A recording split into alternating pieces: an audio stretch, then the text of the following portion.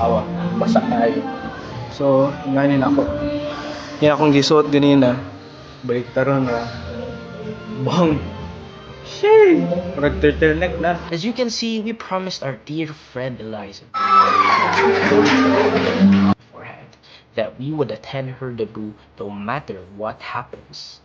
So we stood there until 11 p.m. knowing that we will be leaving by 3 a.m. the next day. So we went home by 12 a.m. and did a last minute packing by fetching Ren to sleep at Enzo's house. Yes, sir. Tapos si Andre, nagapili pa siya ng mga... Oh my God, laptops spot. Bro! Wait lang, where was I? Yesterday, we actually met Chris Bryan in our school. Nagpasok lang siya. Actually, nag-earthquake sa school namin yesterday and it was so crazy because na-postpone ang exams namin which is, nag-announce sila i-take namin ulit Thursday. Pero sa Thursday, which is tomorrow,